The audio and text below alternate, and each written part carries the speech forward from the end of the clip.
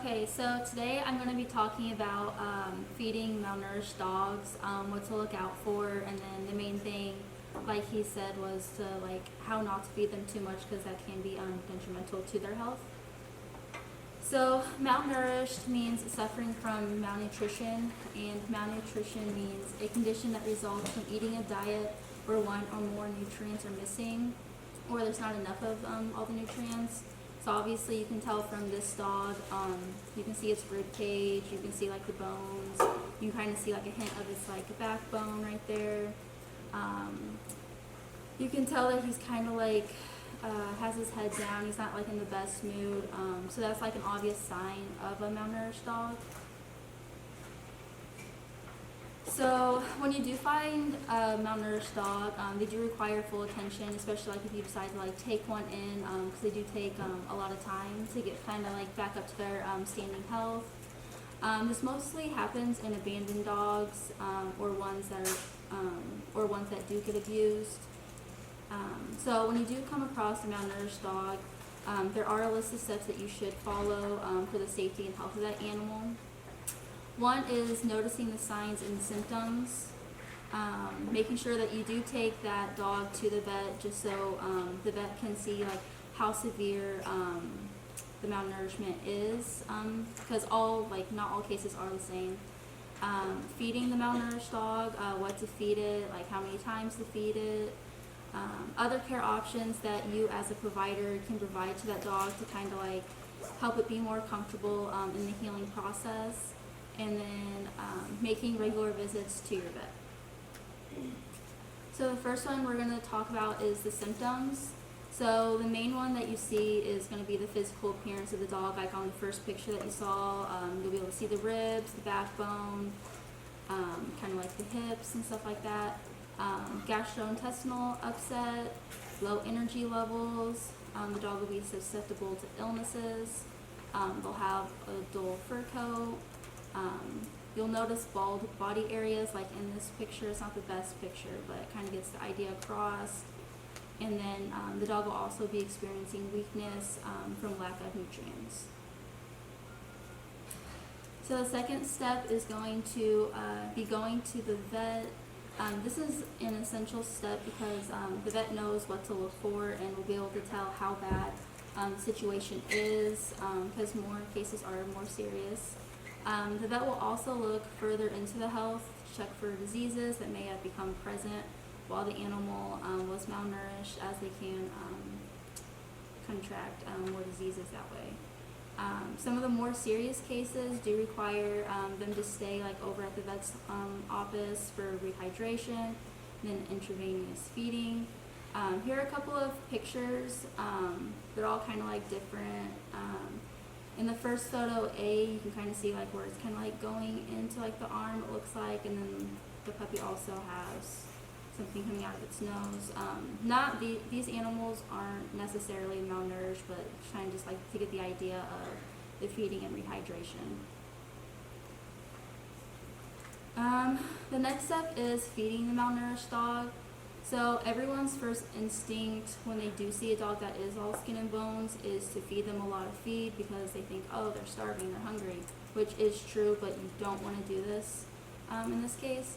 So in the case that the dog has been starved, then it gets fed a huge amount of food. This can cause gastrointestinal problems or even death in some serious cases. The dog's digestive system is not used to all the food and it's not ready to take in such an excess amount. This is known as the refeeding syndrome. And so even though the dog may go straight to the bowl and it's chowing down and everything, refeeding syndrome can cause more muscle weakness and cramps within the animal. It can even cause heart damage and it can cause seizures. Talking more about the feeding of the dog. So when you do feed it, you want to make sure that you feed it several small, high-quality meals a day.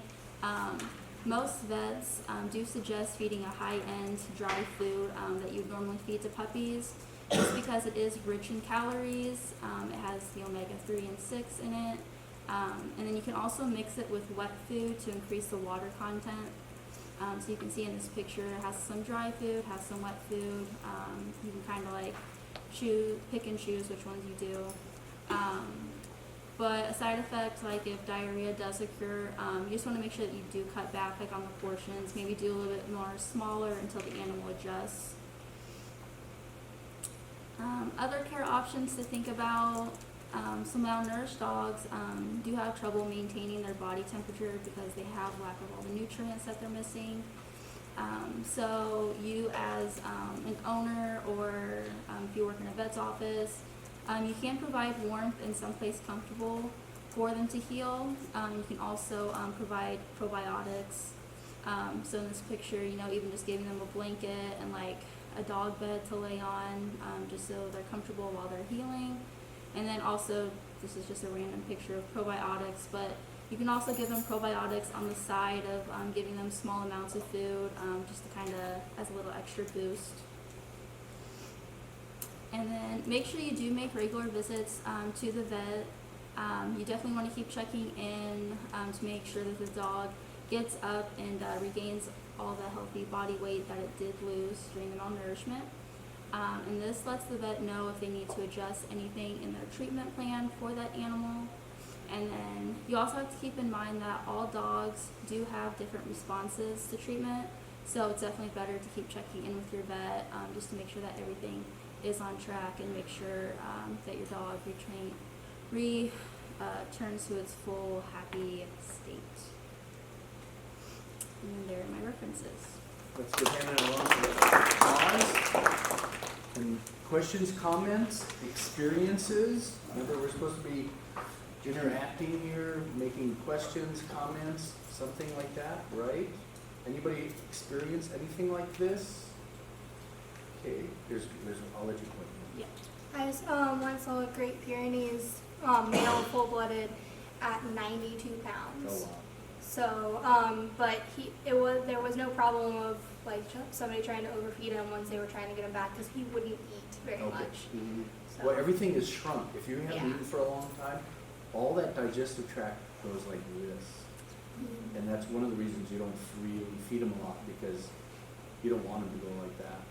Go back to the starving picture, one of the first pictures you had of the dog that was malnutrition. There it is. Okay, so now you look at that dog. That's a symptom, right? It's emaciated and all that stuff. Mhm.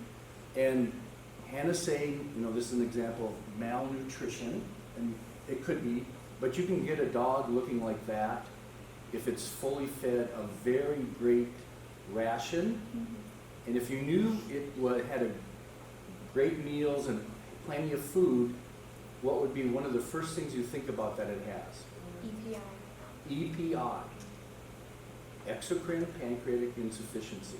Because a dog with EPI can look just like that, and it can be eating a lot, but it doesn't have the enzymes to digest the food to small enough molecules to get into the blood. Because everything's got to be broken down into what's called monomers. And if it's not down to monomers, it stays in the feces. EPI, always a good point. Okay, so let's go on. Let me shut this off and then I'll ask the question. Of those that came